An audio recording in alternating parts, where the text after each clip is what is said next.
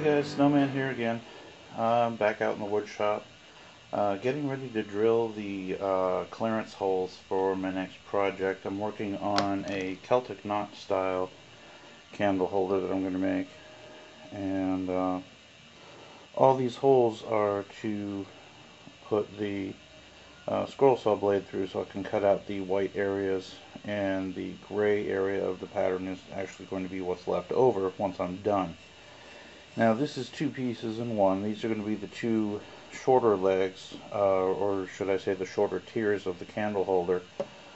It's going to be a 3 tea light or 3 votive holder, and this longer piece, which I haven't finished drilling yet, is going to be for the center taller piece. And basically just keeping you guys out in the shop with me, letting you know what's going on. So I screw with the camera once again. I'll just get this done real fast.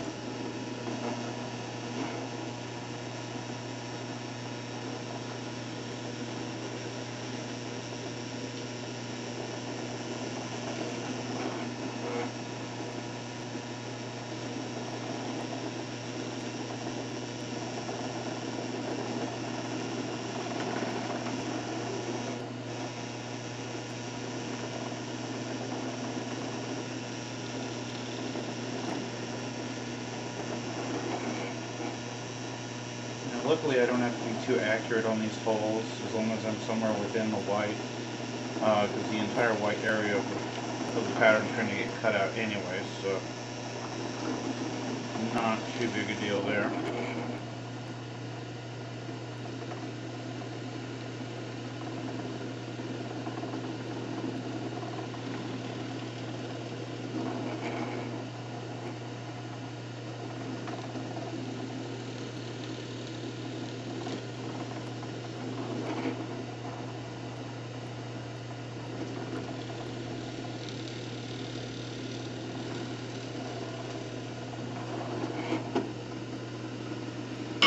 Oh, I know. So exciting. But basically, I'm just keeping you guys here with me, and I'm going to move the camera now.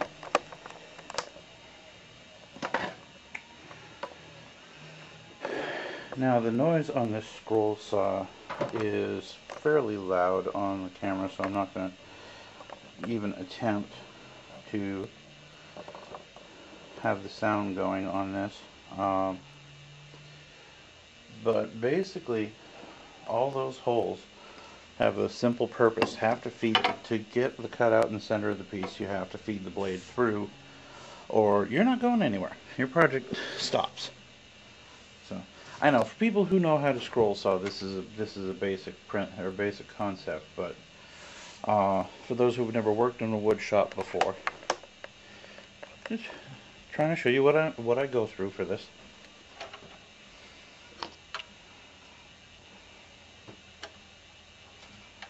Simple enough.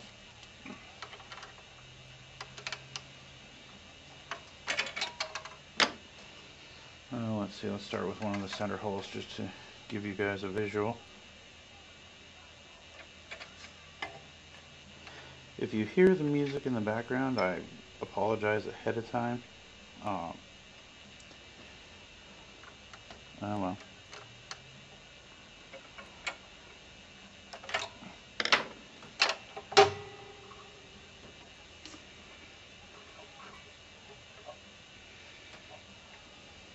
Okay, everything moves freely. Now this little piece here, this little brass tube, actually has a small air pump attached further up the arm of the scroll saw, and what this does is it blows air at the blade, blowing the chips out of the way so that I can still see what I'm doing with the pattern.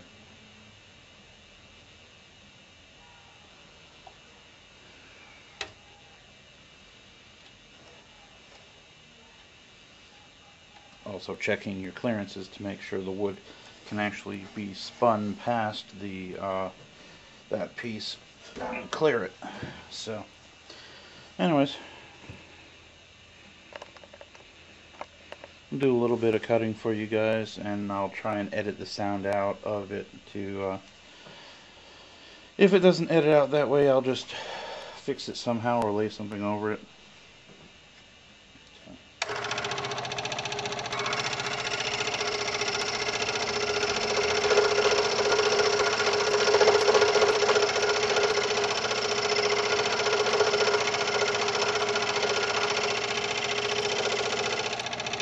And that's what I was afraid of. You guys really can't see anything with my hands in the way, and if I put the camera up on the bench top, it's going to vibrate like mad. Oh well.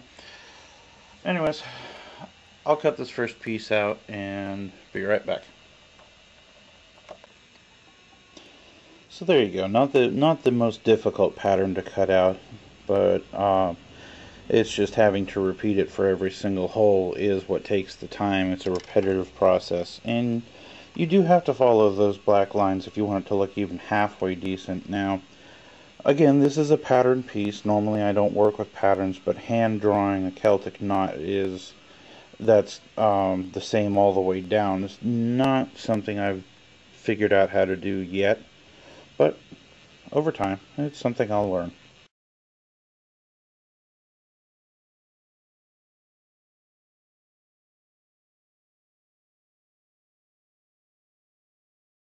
Figured I'd show you some of the other pieces that I'm in the process of working on.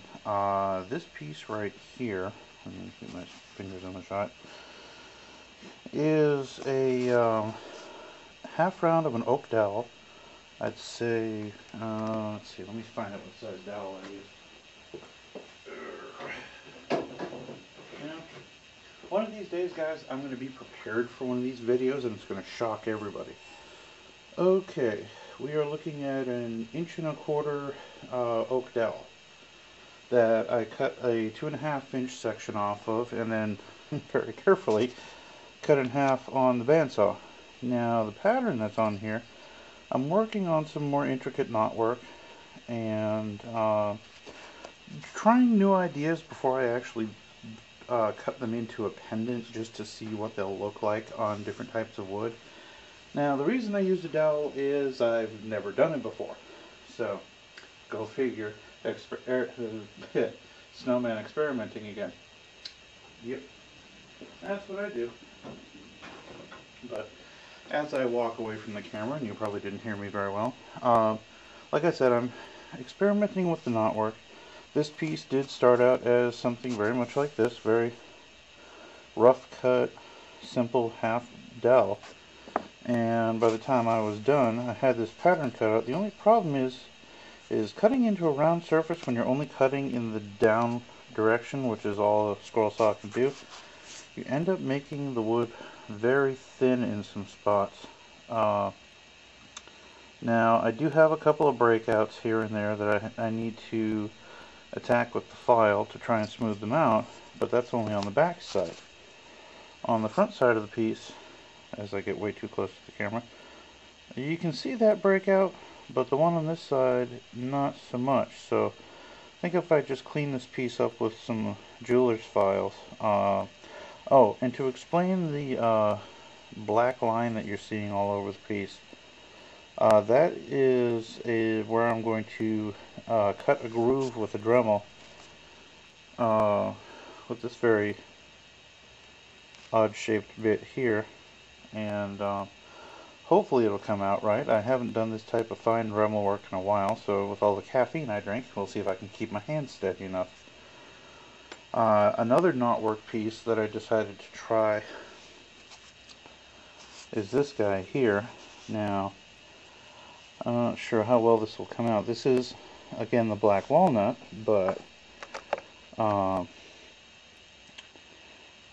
didn't realize just how tapered the piece was and how thin it would be until I started cutting it. So again, this is just a rough cut piece. I haven't filed or sanded anything, so it's still got some ragged edges to it, and not everything is nice and pretty, but I'm finding out just how intricate I can get with this scroll saw, and it's giving me high hopes for new projects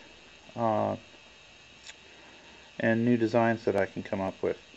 Now, this being so thin, I probably can never sell this pendant because more than likely the first time somebody wears it, they're going to break that top loop off.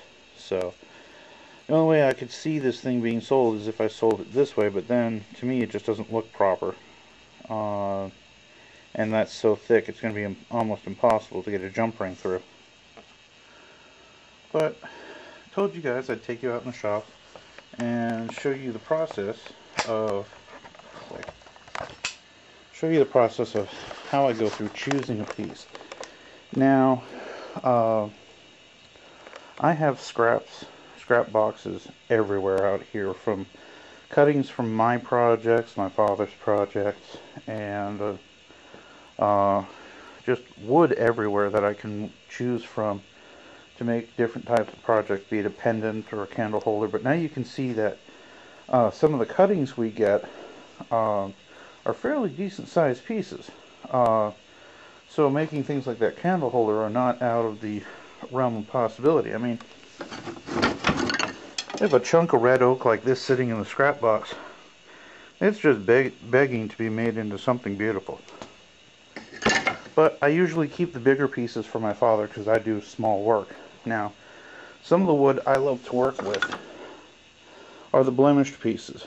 Things that have like a knot that busted out of them, or a really funky grain pattern, or like in the case of this piece, this is actually, see if I can get it close enough, 3 boards that my father taped together to make something. I think it's for that tall candle project that I showed you before. But now I have 3 interesting pieces already cut that I can make into something else. So, no waste here at the shop. Let's see.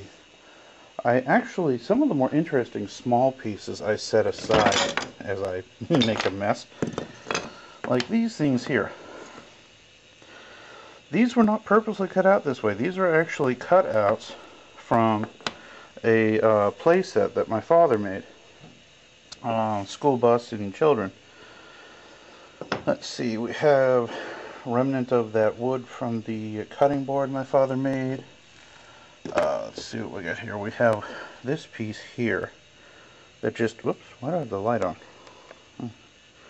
This piece here that just has an absolutely beautiful grain on it, and I haven't decided what to do with that yet, but I'll think of something.